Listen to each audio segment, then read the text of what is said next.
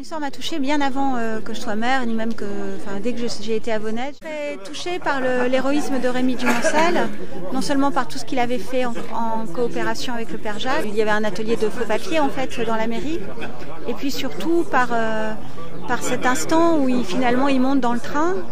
Et il sait qu'il a presque toutes les chances d'aller à la mort et malgré tout il monte dans le train. Je pense que dans son esprit, il se disait qu'il y avait peut-être une chance ou 2 sur 10 de convaincre la Gestapo de relâcher son équipe.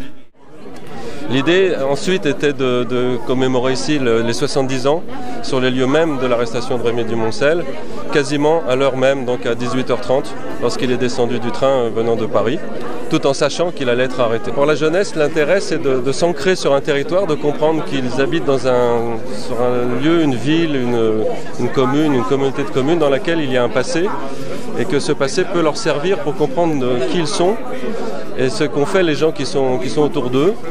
Ces hommes nous ont donné des leçons de courage et de résistance morale, pas seulement résistance contre Vichy et les Allemands, une résistance morale pour lutter contre les grands événements de leur époque, de les combattre, de les refuser, y compris en sacrifiant leur vie. Le Père Jacques, son histoire a été racontée par Louis Malle dans Au revoir les enfants, au milieu des années 80. Louis Malle étant un camarade de classe d'un des enfants juifs qui s'était caché dans le petit collège et que le Père Jacques protégeait avec la complicité, on dirait, de Paul Matteri et donc bien entendu du maire Rémy Dumoncel et des adjoints comme Étienne Chalut-Natal.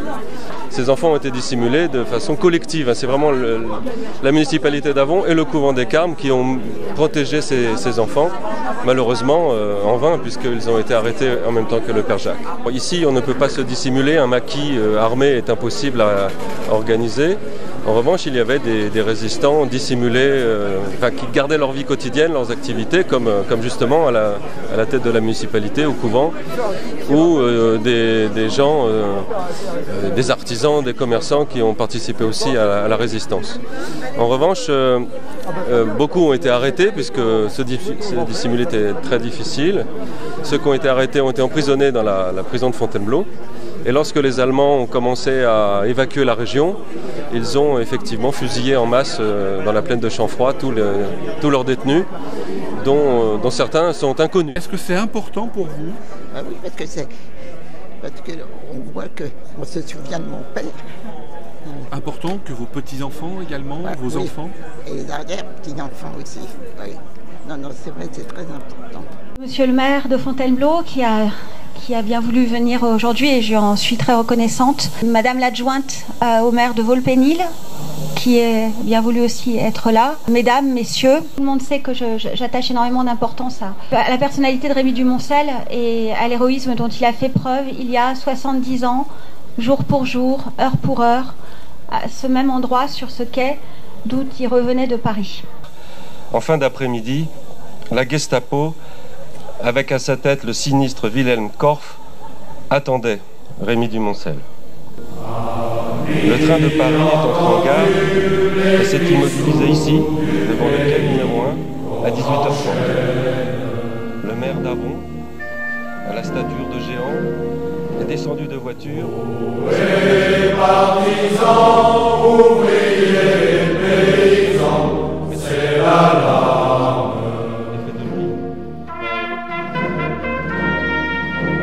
Ce soir, l'ennemi connaîtra le prix du sang et des larmes.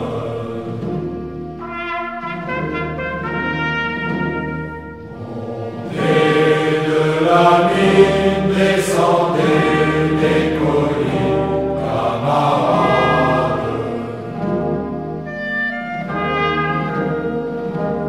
Sortez de la paille, les fusils, la mitraille, les grenades.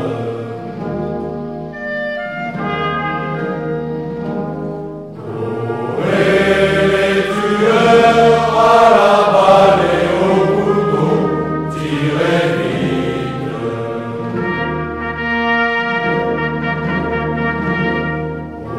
Courez saboteur, attention à ton fardeau, dynamite.